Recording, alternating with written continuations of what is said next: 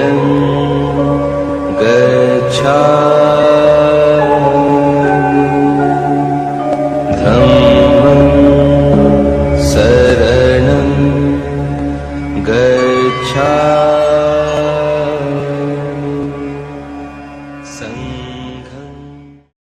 ញុំប្រកាសរណាសូមថ្វាយបង្គំចំពោះព្រះរតនត្រ័យ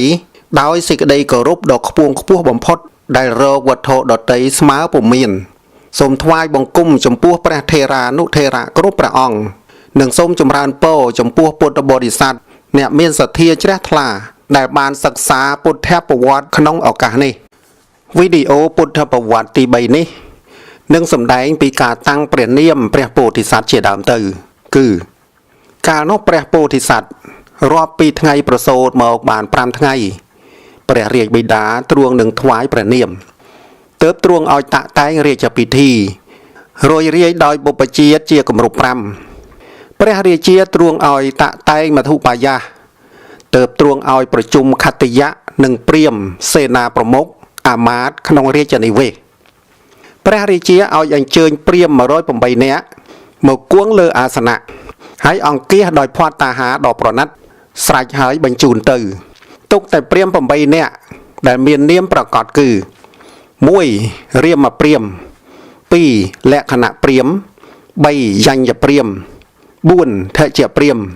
5សុភោជព្រាហ្មណ៍6សុតតព្រាហ្មណ៍7សុយាមព្រាហ្មណ៍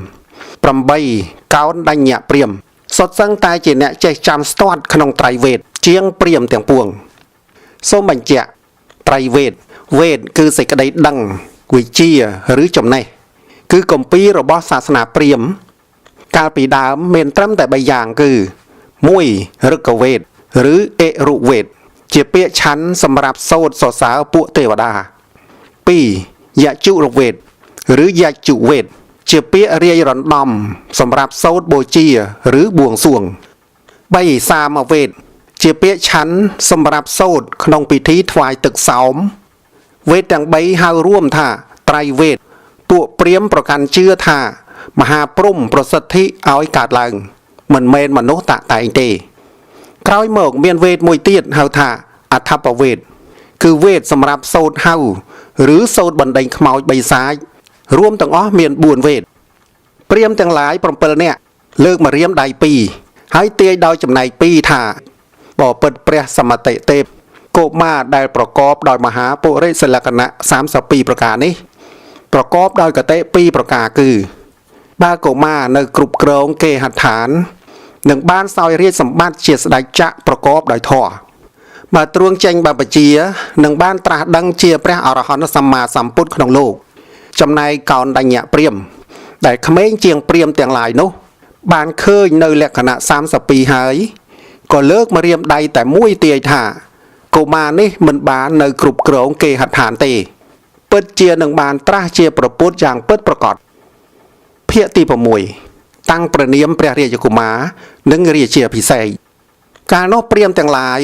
បានថ្វាយព្រះនាមដល់ព្រះពោធិសត្វទៅតាមគុណវិសេសដែលប្រកបគឺព្រះអង្គមានរស្មីអោភាសចេញពីព្រះកាយជាប្រកបដីទើបតាំងព្រះនាមថាអង្គីរស័កហេតុដែលព្រះពោធិសត្វជាអ្នកសម្រេចនៅប្រយោជន៍ដល់សត្វលោកទាំងឡាយទើបតាំងព្រះនាមថាសទ្ធត្ថៈតែក្រោយមកនិយមហៅថាគោតមៈដោយអំណាចនៃគោតមកូតឬអតិតយកូតកាលនោះព្រះរាជាទ្រង់ត្រាស់សួរព្រាហ្មណ៍ថាបុត្ររបស់យើងឃើញអារម្មណ៍ដូចម្ដេចទើបចេញទៅបួសព្រាហ្មណ៍ទាំងឡាយក្រាបទូលថា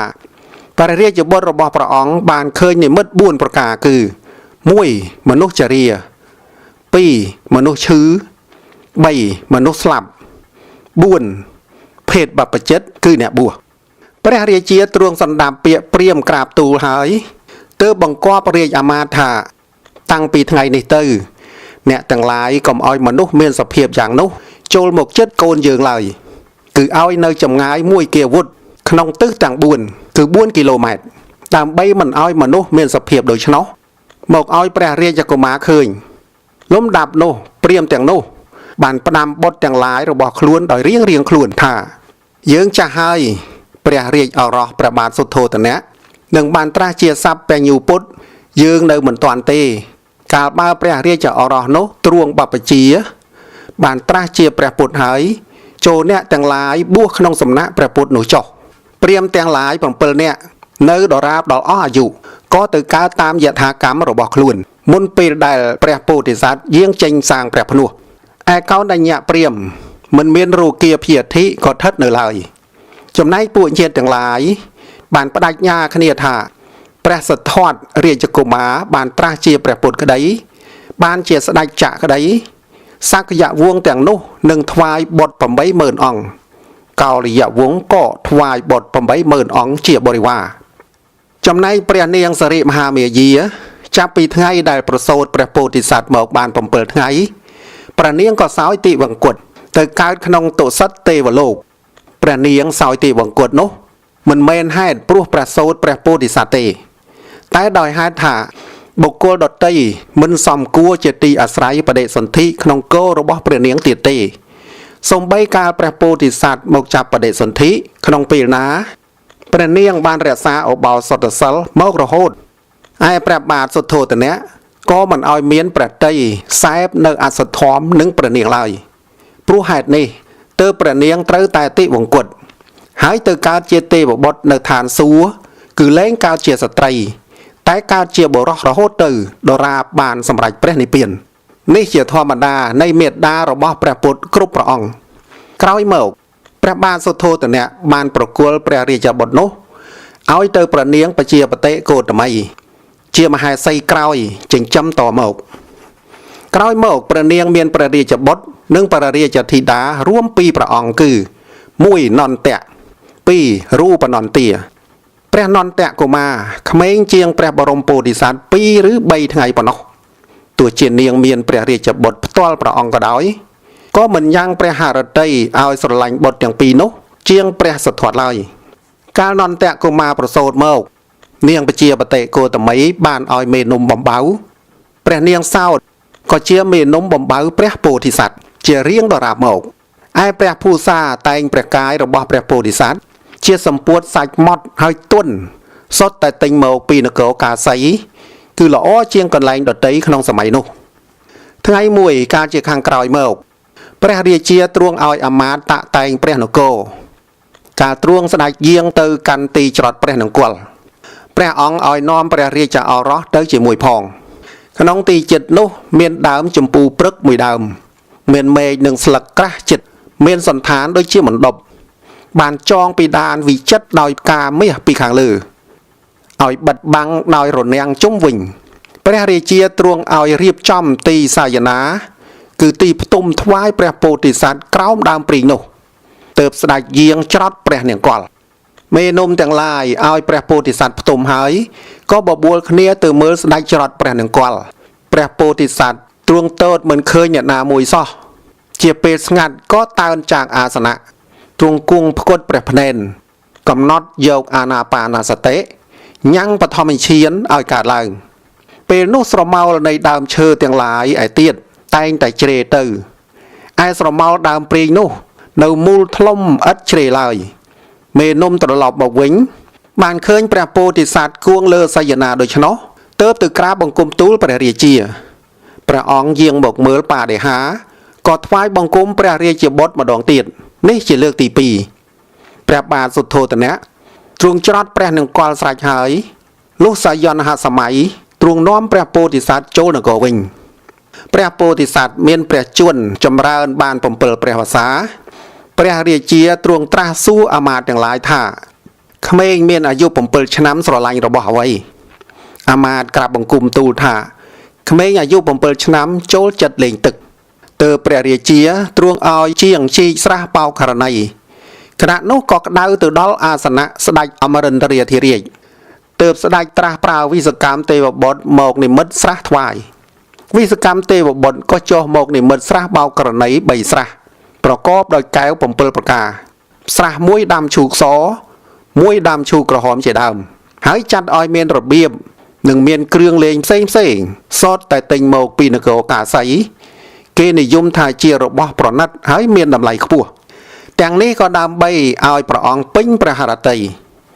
ចាប់តាំងពីកាលនោះមក ព្រះពោធិសត្វក៏យាងទៅក្រសាលក្នុងស្រះបោករណីនោះជាប្រចាំថ្ងៃក្រោយមកទៀតព្រះបាទសុទ្ធោទនៈទ្រង់មានព្រះតម្រេះថាព្រះរាជកុមារមានព្រះជន្មាយុ7ព្រះវស្សាសំគួរសិក្សានៅសិល្បៈវិទ្យាបាន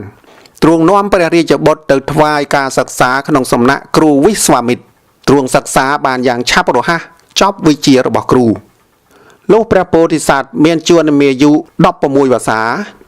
ព្រះបាទសុទ្ធោទនៈទ្រង់ត្រេះរិះថាព្រះសិទ្ធត្ថសំគួរមានព្រះជាយាហើយទើបឲ្យជាងកសាងប្រាសាទ3ខ្នង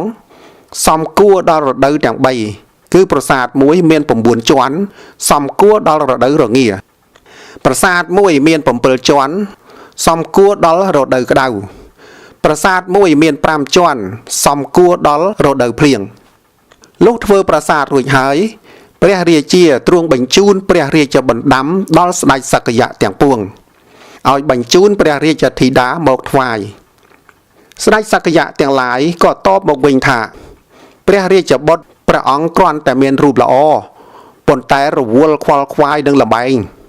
ហើយពុំចេះសិល្បៈសាស្ត្រអ្វីសោះបើសិនជាមានសឹកសង្គ្រាមកើតឡើងដល់នគរតើនឹងធ្វើដូចម្តេចទៅព្រះបាទសុទ្ធោទនៈទ្រង់ជ្រាបហើយក៏យាងទៅកាន់សំណាក់ព្រះរាជបុត្រប្រាប់តាមដំណើរនោះព្រះពោធិសត្វក៏ទូលថាបបិទ្ធព្រះបិតាខ្ញុំព្រះអង្គមិនមានកិច្ចត្រូវសិក្សាសិល្បៈសាស្ត្រអ្វីទៀតទេសូមព្រះបិតាឲ្យវាយគងទូងស្គរឲ្យដំណឹងដល់សក្យៈដែលជាព្រះញាតិទាំងអស់ថាពីថ្ងៃនេះទៅ7ថ្ងៃទៀតខ្ញុំព្រះអង្គនឹងសម្ដែងសិល្បៈសាស្ត្របង្ហាញដល់ពួកញាតិទាំងអស់លុះដល់ថ្ងៃកំណត់ព្រះពោធិសត្វក៏សម្ដែងសិល្បៈសាស្ត្រ12យ៉ាងមានវិជ្ជាបាញ់ធ្នូជាដើមដែលបាញ់បានត្រង់ដ៏អស្ចារ្យមិនមានបុគ្គលណាធ្វើបានសក្យរាជទាំងពួងឃើញហើយទើបប្រដាប់រាជធីតាបញ្ជូនមកថ្វាយខត្តយកញ្ញាទាំងអស់40000ព្រះអង្គ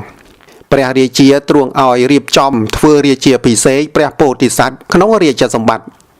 ព្រះរាជបិតាបានចូលដណ្ដឹងព្រះនាងយសោធរា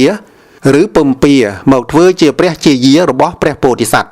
ក្នុងឆ្នាំឆ្លូវព្រះពោធិសត្វទ្រង់ប្រថាប់ផ្លាស់ប្ដូរក្នុងប្រាសាទទាំង3នោះទៅតាមរដូវកាលមិនបានយាងចេញក្រៅបរិវេណប្រាសាទឡើយសោយកាមសុខមានរូបសំឡេងក្លិនរសផោតពិរម្មជាទីរីករាយជានិច្ចមានដូរតន្ត្រីប្រគំមានរបាំផ្សេងសុទ្ធតែស្ត្រីជាអ្នកសម្ដែងទាំងយប់ទាំងថ្ងៃឥតមានបុរសលាយឡំឡើយព្រះសិទ្ធត្ថទ្រង់បានទទួលការបម្រុងរក្សាយ៉ាងកក់ក្ដៅនិងភ្លើតភ្លើនក្នុងគ្រាវាសវិស័យដោយមានបរិវារមើលការខុសត្រូវព្រមដោយនាងស្នំបម្រើយ៉ាងនេះក៏ព្រោះព្រះបាទសុទ្ធោទនៈមានព្រះរាជបំណងឲ្យព្រះអង្គវង្វេងភ្លើតភ្លើនជាប់នៅនឹងកាមសុខដើម្បីមិនឲ្យមានពេលវេលាគិតយាងចេញសាងព្រះភ្នោះព្រោះទ្រង់ជ្រាបក្នុងទំនាយ2ប្រការដោយមានព្រះរាជបំណងឲ្យព្រះពោធិសត្វនៅជាគ្រាវាសដើម្បីបានជាស្ដេចចក្រគ្រប់គ្រងរាជសម្បត្តិច្រើនជាងការយាងចេញទៅសាងភ្នោះភាគទី7ទ្រង់យាងចេញសាងព្រះភ្នោះថ្ងៃមួយក្រោយមកព្រះពោធិសត្វទ្រង់សពហរតីនឹងយាងទៅក្រសាលក្នុងឧទ្យានទ្រង់ឲ្យសារថីទៅរាជរថដោយសេះសន្ធប់ជាមង្គលហើយទ្រង់ឡើងគួងលើរាជរថមានពួកអាមាត្យចោមរោបជាបរិវារទ្រង់យាងទៅកាន់ឧទ្យានលំដាប់នោះសុទ្ធទេវាសព្រំទាំងឡាយបានគិតគ្នាថា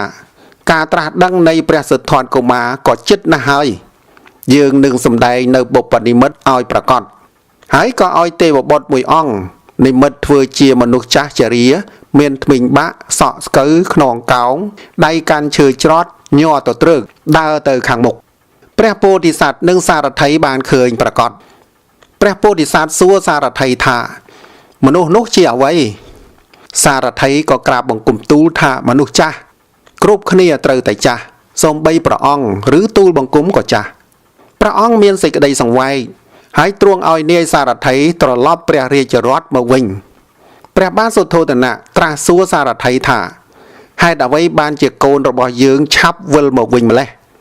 សារថីក្រាបបង្គំទូលថាព្រះរាជឱរសទតឃើញមនុស្សជរា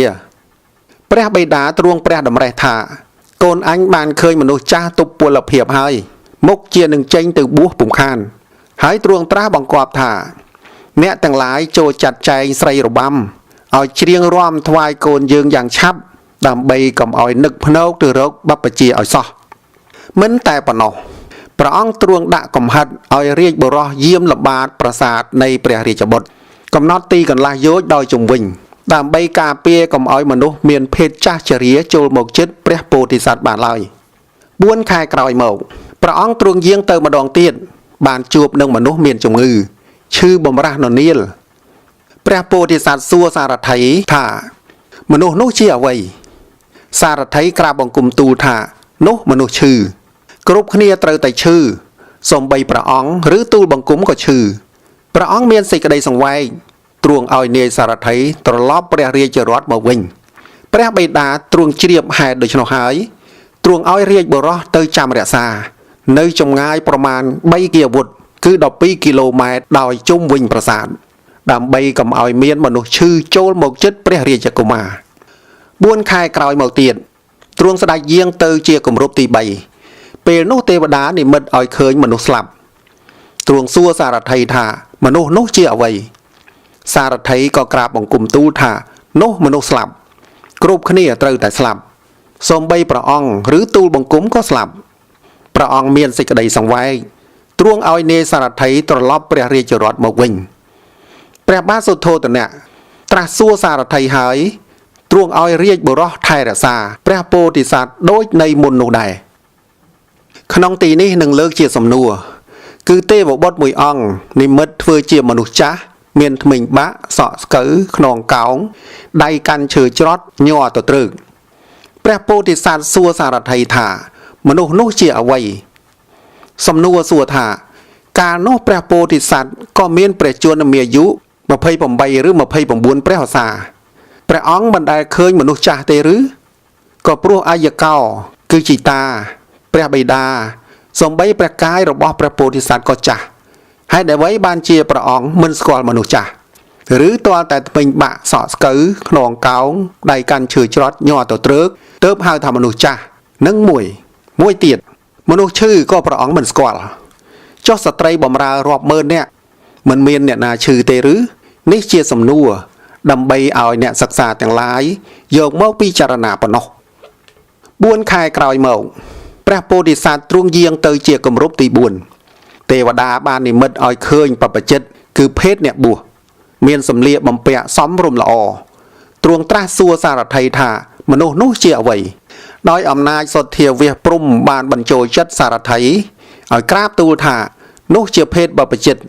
ហើយក៏ពណ៌នាគុណនៃបព្វជិថ្វាយព្រះអង្គក្នុងគណៈនោះព្រះពោធិសត្វទ្រង់ព្រះសណ្ដាប់ហើយមានព្រះហឫទ័យសោមនស្សគឺពេញព្រះតីក្នុងភេទបព្វជិទើបព្រះអង្គយាងទៅក្រសាលឧទ្យានដល់ហើយទ្រង់ចុះទៅស្រង់ទឹកក្នុងស្រះបោកករណីជាមង្គលទ្រង់ក្រសាលសប្បាយពេញមួយថ្ងៃស្រេចហើយទ្រង់យាងមកគង់លើផែនศิលាហើយប្រាថ្នាប្រដាប់ដោយគ្រឿងប្រដាប់ពួកស្រីបារិចារិកាយកសម្ពុតមានតម្លៃមានពណ៌ផ្សេងព្រមទាំងកម្រងផ្កានិងគ្រឿងក្រអូបមកតាក់តែងព្រះអង្គខណៈនោះអាសនៈរបស់ព្រះឥន្ទបណ្ដាលឲ្យក្តៅខុសប្រក្រតីទើបពិចារណាមើលក៏បានឃើញកាលដែលគួរថ្វាយគ្រឿងអលង្ការដល់ព្រះពោធិសត្វទើបទ្រង់ត្រាស់ហៅវិស្វកម្មទេវបុត្រមកបង្គាប់ថាមនាលវិស្វកម្មព្រះសិទ្ធត្ថនឹងទ្រង់ចេញសាងព្រះភ្នោះពាក់កណ្ដាលយប់នេះហើយឯការត្រទ្រង់នៅគ្រឿងអលង្ការរបស់ព្រះពោធិសត្វជាចុងក្រោយបំផុតត្រឹមនេះឯងចូលអ្នកទៅកាន់ឧទ្យានឃើញព្រះមហាបរោះហើយចូលតែងគ្រឿងអលង្ការទាំងពួងវិស្វកម្មទេវបុត្របានទទួលបញ្ជាហើយក៏ខ្លែងភេទជាខ្មាន់ប្រកេះគឺជាងកាត់សក់ម្នាក់សម្រាប់ព្រះអង្គមកយកសម្ពួតឈ្នួតពីដៃខ្មាន់ប្រកេះម្នាក់ទៀតហើយចូលទៅជួតថ្វាយវិស្វកម្មទេវបុត្រជួតថ្វាយ10ជុំសម្ពួតឈ្នួតនោះក៏คล้ายទៅជា 10000 ស្រទាប់មានសន្តានជាមូលីមានលំអឆើតសមរម្យល្មមនឹងសីស័ករបស់ព្រះអង្គពេលនោះព្រះពោធិសត្វទ្រង់ជ្រាបថាសម្ផស្សដៃនេះមិនមែនជាសម្ផស្សដៃនៃមនុស្សទេអ្នកនេះប្រកាសជាទេវតាលុះខ្មាន់ព្រះកេសតែងព្រះអង្គរួចហើយពួកព្រាហ្មណាចារ្យក៏សូត្រសរសើរព្រះបារមីថ្វាយជ័យមង្គលតាមពិធីព្រាហ្មណ៍ ขณะនោះព្រះនាងពំពាក៏ប្រសូតព្រះរាជបុត្រគឺរាហុលកុមារព្រះបាទសុទ្ធោទនៈបញ្ជូនអាមាត្យឲ្យទៅក្រាបទូលព្រះពោធិសត្វកាលបើអាមាត្យទៅក្រាបបង្គំទូលតាមព្រះរាជបណ្ដាំហើយព្រះពោធិសត្វទ្រង់លាន់ព្រះឱស្ឋថារាហុលោជាតោពន្ធនាងជាតាំងអោរាហូចាប់ហើយតើចំណងកើតហើយតើរាហុលោប្រែថារាហូចាប់ឬថាត្រូវរាហូចាប់គឺព្រះពោធិសត្វទ្រង់ប្រៀបព្រះអង្គទុកដូចជាព្រះច័ន្ទប្រៀបព្រះរាជបុត្រទៅតែនឹងប្រសូតនោះទុកដូចជារាហូឬព្រះរាជបុត្រនោះជាចំណងដ៏ធំបានប្រសូតហើយដោយហេតុដែលព្រះពោធិសត្វលាន់ព្រះឱស្ឋថារាហូចាប់ហើយតើដូច្នេះបានជាក្រោយមកព្រះបាទសុទ្ធោទនៈទ្រង់ជ្រាបសេចក្តីនោះហើយទើបទ្រង់ប្រទាននាមព្រះរាជនដាគឺចៅប្រុសនោះថារាហុលលំដាប់នោះទើបព្រះអង្គឡើងគួងលើព្រះរាជរថត្រឡប់ទៅដល់ព្រះរាជនិវេសទ្រង់បានព្រះសម្ដាប់នៅគាថាដែលនាងខត្តយកញ្ញាឈ្មោះកៃសាកោតមីដែលស្ថិតនៅលើប្រាសាទបានឃើញរូបឆោមព្រះពោធិសត្វទើបពោលថាព្រះសិទ្ធត្ថអង្គនេះបើបានជាបុត្រនៃព្រះមេដាណាព្រះមេដានោះរលត់ទុកដោយពិតបើបានជាបុត្រនៃព្រះបិតាណាព្រះបិតានោះរលត់ទុកដោយពិតបើបានជាប្តីនៃនារីណានារីនោះរលត់ទុកដោយពិតព្រះពោធិសត្វទ្រង់បានព្រះសម្ដាប់ហើយមានព្រះហឫទ័យសោមនស្សទ្រង់ឆ្វេងយល់ថាកាលបើភ្លើងរាគៈទោសៈមោហៈរលត់ហើយទើបបានឈ្មោះថារលត់ទុកបើកិលេសទាំងពួងមាននេះនឹងទិដ្ឋិជាដើមរលត់ហើយទើបបានឈ្មោះថារលត់ទុកឯនាងខត្តយកញ្ញានេះបានញ៉ាំងអាត្មាអញឲ្យឮពាក្យពីរោះយ៉ាងនេះហើយគួរតែអាត្មាអញលះបង់នៅគរាវាសហើយចេញទៅបួសដើម្បីស្វែងរកនិព្វានជាគ្រឿងរំលួតទុកក្នុងថ្ងៃនេះកុំបីខានទើបទ្រង់តបគុណដោយទ្រង់ដោះកែវមុកដាអំពីព្រះសុរង្សបញ្ជូនទៅឲ្យនាងខត្តយកញ្ញានោះកាលនោះមហាបុរសយាងឡើងលើប្រាសាទសោយព្រះក្រយាស្ងោយស្រេចហើយទ្រង់យាងចូលទៅកាន់ទីសយនាក្រឡាបន្ទុំផ្ទុំស្កប់ស្កល់អស់បឋមយានគឺម៉ោង6ជាដើមទៅឯនាងជាស្រីរបាំដែលប្រគំដូរតន្ត្រីសុទ្ធតែប្រដាប់តាក់តែងរាងកាយដោយគ្រឿងអលង្ការគ្រប់បែបយ៉ាងទាំងរូបរាងក៏ស្រស់ឆើតឆាយហាក់បីដូចជាទេពកញ្ញាក្នុងឋានទេវលោកដែលជាអ្នកស្ទាត់ជំនាញក្នុងការច្រៀងរាំជាដើមស្រីទាំងនោះលុះដឹងថាព្រះមហាបុរសទ្រង់ផ្ទុំស្កប់ស្កល់ហើយ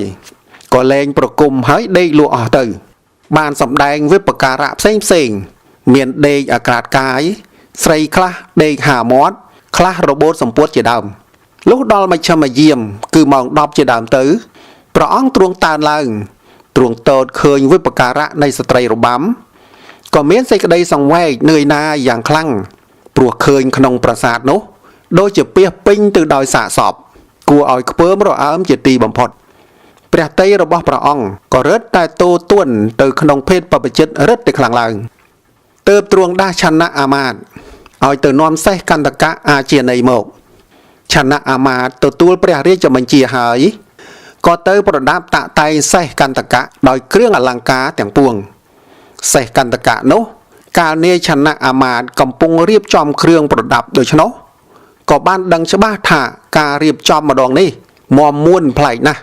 មិនដូចជាកាលដែលទ្រង់ទៅក្រសាលឧទ្យានក្នុងថ្ងៃមុននោះទេព្រះអង្គជាម្ចាស់របស់អាត្មាអញប្រហែលនឹងចេញទៅទ្រង់ព្រះភ្នោះក្នុងថ្ងៃនេះទេដឹងលុះគិតហើយក៏មានចិត្តត្រេកអរស្រែកកញ្ជ្រៀវយ៉ាងខ្លាំងលាន់ឮទូទៅក្នុងក្រុងទាំងមូលប៉ុន្តែដោយអំណាចពួកទេវតាបិទខ្ទប់សម្លេងនោះមិនឲ្យឮដល់អ្នកណាឡើយពេលនោះព្រះអង្គយាងចូលទៅក្នុងបន្ទប់ប្រាថ្នានឹងលើកបីព្រះរាជបុត្រទ្រង់តោតឃើញនាងយសោធរាឬពំពាផ្ទុំដាក់ព្រះហស្ថគងលើព្រះរាជឱរសទើបព្រះអង្គយាងចេញមកវិញដោយព្រះចិន្តាថាបើអាត្មាអញនឹងលើកដៃនាងទេវីចេញហើយចាប់3កូនឡើងព្រះនាងនឹងភ្ញាក់ឡើងដំណើររបស់អាត្មាអញក៏នឹងអន្តរាយពុំខានណាស់ហើយចុះចាំអាត្មាអញបានត្រាស់ដឹងជាប្រពុតហើយសឹមមកឃើញមកកូនខណៈនោះព្រះអង្គយាងចុះចាកផ្ទៃប្រាសាទហើយយាងទៅកាន់ទីជិតសេះកន្តកៈហើយត្រាស់ថាមនាលកន្តកៈ ឯងចូលចម្លងអញក្នុងវេលាយប់នេះអញនឹងបានត្រាស់ជាប្រពុតហើយនឹងចម្លងមនុស្សព្រមទាំងទេវតាដោយអាស្រ័យនឹងឯងហើយទ្រង់ឡើងគួងលើខ្នងសេះឯសេះកន្តកៈនោះបើនឹងស្រែកឬនឹងធ្វើសូរនៃជើងកាលណាសម្រែកនឹងសូរជើងនោះក៏លាន់លឺក្របនៅក្រុងទាំងមូលក្នុងកាលនោះប៉ុន្តែទេវតាទាំងឡាយខ្ទប់បិទនៅសម្រែកនឹងសូរជើងនោះមិនឲ្យអ្នកណាមួយបានលឺឡើយហើយនាំគ្នាទ្រជើងសេះដោយដៃរបស់ខ្លួនគ្រប់វេរៈនៃជំហានដែលសេះជន់ដើរទៅសេះនោះមានខ្លួនប្រវែង18ហត្ថទ្រង់ឲ្យឆន្ទៈអាមាត្យជិះកាន់កន្ទុយសេះពីក្រោយបរចេញទៅដល់ទ្វារធំក្នុងវេលាអធ្រាត្រតែព្រះអង្គមិនអាចចេញទៅតាមទ្វារធំបានឡើយព្រោះព្រះបាទសុទ្ធោទនៈទ្រង់ចាត់ការឲ្យគេបិទវាំងដោយសន្ទះដ៏មាំដើម្បីការពារកុំឲ្យព្រះពោធិសត្វបើកទ្វារក្រុងចេញទៅវេលាណាមួយបានព្រោះហេតុនោះព្រះពោធិសត្វទ្រង់ត្រេះរិះថាបើប្រសិនជាមិនមានអ្នកណាបើកទ្វារនេះទេអាត្មាអញជិះលើខ្នងសេះនេះហើយត្បៀតសេះនឹងផ្លូវមួយអន្លើដោយឆន្ទៈអាមាត្យផ្លោះរំលងកំពែងដែលមានកម្ពស់18ហត្ថចេញទៅក្នុងថ្ងៃនេះឲ្យទាល់តែបានឯឆន្ទៈអាមាត្យក៏គិតថាបើប្រសិនជាមិនមានអ្នកណាបើកទ្វារនេះទេអាត្មាអញនឹងអញ្ជើញព្រះមហាបរោះឲ្យជិះលើកហើយចាប់ទ្រពោះសេះដោយដៃលោតផ្លោះរំលងកំពែងនេះចេញទៅឲ្យទាល់តែបានចំណែកសេះកន្តកៈក៏គិតថាបើប្រសិនជាមិនមានអ្នកណាបើកទ្វារនេះទេអាត្មាអញនឹងនាំព្រះពោធិសត្វជាមួយនឹងឆន្ទៈអាមាត្យផ្លោះរំលងកំពែងនេះចេញទៅវេលាយប់នេះឲ្យខាងតែបានប៉ុន្តែទេវតាដែលអាស្រ័យនៅនឹងទ្វារនោះក៏បានបើកទ្វារថ្វាយព្រះពោធិសត្វមួយរំពេចនោះឯងសូមបញ្ជាក់ព្រះពោធិសត្វមុននឹងបានត្រាស់ជាព្រះពុទ្ធត្រូវតែមានអគ្គមហេសីនិងមានបុត្រមួយព្រះអង្គដើម្បីមិនឲ្យពួកមិច្ឆាទិដ្ឋិទាំងឡាយតេះដៀលថាព្រះពោធិសត្វចេញទៅបួសព្រោះព្រះអង្គមិនមានមហេសីឬមិនអាចមានបុត្រឬអាចសង្ស័យថាជាមនុស្សខ្ទើយទេដឹងទើបចេញទៅបួសដូច្នេះហើយទើបព្រះពោធិសត្វត្រូវតែមានមហេសីនិងមានបុត្រមួយអង្គជាភ័ស្តុតាងដើម្បីកុំឲ្យពួកមិច្ឆាទិដ្ឋិរិះគន់បានឡើយនេះជាធម្មតារបស់ព្រះពុទ្ធគ្រប់ព្រះអង្គកាលនោះមានចិត្តបាបដឹងហេតុហើយក៏ចុះចាក់វៈសវត្តីទេវលោកមកស្ថិតនៅក្នុងអាកាសពោលខាត់ដំណើរព្រះពោធិសត្វថាណែសធាត់អ្នកកុំចេញទៅបួសឡើយត្បិតនៅតែ7ថ្ងៃទៀតទេសម្បត្តិចក្រពត្តិនឹងកើតប្រកបដល់អ្នកហើយអ្នកចូលត្រឡប់ទៅវិញទៅព្រះពោធិសត្វត្រាស់ថាណែមីយើងដឹងថាសម្បត្តិចក្រពត្តិនឹងកើតប្រកបដល់យើងដែរប៉ុន្តែយើងមិនត្រូវការដោយសម្បត្តិនោះឡើយចាប់ពីថ្ងៃនោះមកមាចេះតែប្រកិតជាប់តាមហើយគួនរំពៃមើលទោសព្រះពោធិសត្វក្រែងមានភ្លៀងភ្លាត់ដោយហេតុណាមួយពិតមែនព្រះពោធិសត្វទ្រង់បានលះបង់ចោលនៅសម្បត្តិចក្រពត្តិដែលនៅក្នុងកណ្ដាប់ព្រះហស្ថហើយដូចជាដុំនៃទឹកមាត់ឥតមានអាឡោះអាល័យឡើយទ្រង់យាងចេញចាកនគរក្នុងថ្ងៃពេញបរមីខែអាសាឍដោយមានគ្រឿងសក្ការៈដ៏ធំអស្ចារ្យដែលពួកទេវតាច្រើនណែនណាន់តាន់តាប់នាំមកបូជាដង្ហែអមព្រះរាជដំណើរព្រះអង្គចេញទៅលុះព្រះអង្គយាងឃ្លាតផុតពីព្រះនគរបន្តិចទ្រង់មានព្រះទ័យនឹកភ្នែកចង់តូតព្រះនគរវិញហើយទ្រង់ព្រះសន្ធិដ្ឋបែរព្រះភ័ក្ត្រតូតឆ្ពោះមកព្រះនគររួចហើយទ្រង់ញាក់បំបែសេះកន្តកៈឲ្យមានមុខត្រង់ទៅកាន់ផ្លូវដែលព្រះអង្គក៏បីយាងទៅត្រង់ទីនោះឈ្មោះថាកន្តកនិវត្តចេតិយមហាបរោះក៏មានទេវតាចោមរោមជាបរិវារព្រះអង្គយាងរំលងនគរទាំង3គឺនគរកបិលភ័ស្ត្រ1នគរសាវត្ថី1និងនគរវេសាលី1អស់ផ្លូវចម្ងាយ30យោជន៍ទើបទៅដល់ស្ទឹងអណោមាទ្រង់សួរឆន្ទៈអាមាត្យគ្រប់ប្រការព្រះអង្គក៏បរសេះឆ្លងទៅត្រើយនាយព្រោះខ្លាចព្រះបិតាឲ្យមនុស្សមកតាមគ្រានោះព្រះពោធិសត្វទ្រង់ចុះចាកខ្នងសេះកន្តកៈហើយស្ដេចទៅគួងលើភ្នែកសាច់ទើបត្រាស់ហៅឆន្ទៈអាមាត្យមកប្រាប់ថាមនាលឆន្ទៈចូលឯងនាំសេះនិងគ្រឿងប្រដាប់ត្រឡប់ទៅវិញចុះយើងនឹងបួសនៅទីនេះហើយឆន្ទៈអាមាត្យក្រាបបង្គំទូលថាសូមទ្រង់ព្រះមេត្តាប្រោសខ្ញុំព្រះអង្គនឹងបួសជាមួយព្រះអង្គដែរព្រះពោធិសត្វត្រាស់ខាត់3ដងថា ឯងនឹងបួសពុំបានទេចូលត្រឡប់ទៅវិញចុះដើម្បីថ្វាយដំណឹងដល់ព្រះបិតាផងនេឆណៈអាមាត្យមិនអាចនឹងទទួលសំបួសបានហើយក៏ថ្វាយបង្គំលាព្រះពោធិសត្វដើរប្រតិសិនរួចហើយនាំយកគ្រឿងអាភរណៈនិងសេះកន្តកៈចេញទៅដោយមានសេចក្តីសោកអាឡោះអាល័យព្រះពោធិសត្វដ៏ក្រៃលែងលុះចេញផុតបន្តិចទៅសេះនោះឯងក៏បែកហរតីស្លាប់ដោយសេចក្តីទុក្ខព្រោះការព្រាត់ប្រាសចាក់ព្រះពោធិសត្វហើយបានទៅកើតក្នុងតាវតੰវិមានឈ្មោះកន្តកៈទេវបុត្រគណៈនោះឆន្ទៈអាមាត្យបានឃើញសេះកន្តកៈស្លាប់ដូច្នោះហើយក៏កើតទុក្ខយំទួញសោកខ្សឹកខ្សួលលុះបន្ទោបង់នៅសេចក្តីសោកបានខ្លះហើយក៏ស្រាយយកគ្រឿងប្រដាប់សេះកន្តកៈវិជ្ជាបង្វិចស្ពាយដើរទៅលុះទៅដល់នគរកបិលភពហើយក៏នាំគ្រឿងប្រដាប់ទាំងនោះទៅថ្វាយព្រះបាទសុទ្ធោទនៈហើយក្រាបបង្គំទូលតាមបណ្ដាំព្រះពោធិសត្វសពគ្រប់ប្រការចំណែកកោណ្ឌញ្ញព្រាហ្មណ៍បានដំណឹងថាព្រះមហាបុរសចេញទ្រង់ព្រះព្រំហើយទើបដើរបបួលកូនព្រាហ្មណ៍ទាំង7នាក់ដែលទាយលក្ខណៈមហាបុរសមកជាមួយគ្នា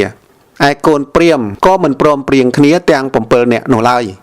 បានព្រមព្រៀងគ្នាតែ4នាក់គឺ1វប្បៈ2ផតយៈ3មហានាមៈ4អស្សជិរួមទាំងកោណ្ឌញ្ញព្រាហ្មណ៍ផងត្រូវជា5នាក់ហើយនាំគ្នាចេញទៅបួសតាមព្រះពោធិសត្វមានឈ្មោះថាបញ្ចវគិគឺពួក5ខណៈនោះព្រះពោធិសត្វទ្រង់ព្រះតម្រេះថាកេសារបស់អាត្មាអញមិនសមគួរដល់សមណភេទទេគួរនឹងកាត់កេសានេះចេញក៏ស្រាប់តែព្រះខ័នកែវជាទឹកធ្លាក់ចុះមកថ្វាយព្រះអង្គទ្រង់កាត់ព្រះកេសាទុកឲ្យនៅសល់ប្រវែងត្រឹម2ធ្នាប់ព្រះកេសានោះក៏វិលជាតេខិណាវត្តរៀបនៅនឹងព្រះសីស័ករបស់ព្រះអង្គទ្រង់ចាប់ព្រះមូលីគឺភ្នួងសក់ដែលកាត់ហើយក៏បោះទៅលើអាកាសទ្រង់អធិដ្ឋានថាបើអាត្មាអញនឹងបានត្រាស់ដឹងជាព្រះពុទ្ធប្រកបមែនសូមឲ្យមូលីនេះប្រដេសស្ថានតាំងនៅលើអាកាសបើមិនបានត្រាស់ដឹងទេសូមឲ្យមូលីនេះធ្លាក់មកលើផែនដីវិញចុះព្រះមូលីនោះក៏អណ្ដែតនៅលើអាកាសកម្ពស់ពីផែនដីប្រហែល1យោជន៍ខណៈនោះព្រះឥន្ទយកប្រអប់កែវមកដាក់យកទៅតម្កល់ទុកក្នុងជូឡាមនីចេតិយក្នុងឋានតាវតੰទេវលោកលំដាប់នោះព្រះពោធិសត្វទ្រង់ព្រះតម្រេះថាការសិក្ខាពស់របស់អាត្មាអញនេះមិនសមគួរដល់សមណភេទឡើយគណៈនោះខដិកាមហាព្រហ្មជាសម្លាញ់ចាស់របស់ព្រះពោធិសត្វតាំងពីក្នុងសាសនានៃព្រះពុទ្ធកស្សបៈគិតថាថ្ងៃនេះព្រះសិទ្ធត្ថបរមពោធិសត្វជាសម្លាញ់របស់យើងចេញបួសហើយតើអាត្មាអញត្រូវយកគ្រឿងបរិខាទៅថ្វាយលុះគិតហើយព្រហ្មនោះក៏យកសមណបរិខា8មុខមកថ្វាយក្នុងគណៈនោះភ្លាមសមណបរិខា8នោះគឺ1ស្បង់2ជីពោ3សង្ឃាដី4បាតដី5កំបិតកោ6បំពង់មជុល7វត្តពួនចង្កេះ8តម្រងទឹកទាំង8មុខនេះហៅថាអដ្ឋបរិខាព្រះអង្គទ្រង់ទទួលគ្រឿងបរិខានោះហើយឥតមានបុគ្គលណាមួយពន្យល់ព្រះអង្គថាត្រូវស្លៀកយ៉ាងនេះត្រូវដណ្ដប់យ៉ាងនេះដូចនេះឡើយគឺកុសលដែលព្រះអង្គទ្រង់សន្សំទុកមកគឺព្រះអង្គធ្លាប់បានបួសអស់សែនជាតិជាអនេកមកពន្យល់ព្រះអង្គបានជ្រាបក្នុងការស្លៀកដណ្ដប់ព្រះអង្គក៏បានស្លៀកស្បង់ហើយក្រវ៉ាត់វត្តពួនចង្កេះពីលើស្បង់នោះហើយដណ្ដប់ជីវរឈៀងព្រះអង្គសាមកខាងហើយពាក់សង្ឃាដីពីលើហើយទ្រង់ច្រកបាតដីក្នុងស្លោកហើយស្ពាយលើព្រះអង្គសាទ្រង់កាន់ភេទបព្វជិដ៏ឧត្តមហើយទ្រង់បោះនៅសាដកទាំងគូទៅលើអាកាសកដិកាមហាព្រហ្មក៏បានទទួលយកសម្ពួតទាំងគូនោះយកទៅបញ្ចុះទុកក្នុងទុស័កចេតិយកម្ពស់12យោជន៍ក្នុងអគនិតភពកាលដែលព្រះពោធិសត្វស្ដេចចេញទ្រង់ព្រះភ្នោះនោះនៅថ្ងៃប្រហ័ស15កើតខែអាសាឍនៅវេលាមជ្ឈិមយាមគឺពាក់កណ្ដាលអាធ្រាត្រក្នុងព្រះជន្មាយុ29ព្រះវស្សាវីដេអូទី3នេះ/ត្រឹមនេះសិនវីដេអូទី4សម្ដែងក្នុងភាគទី8គឺក្រោយពីបព្វជិរួចហើយជាដើមទៅ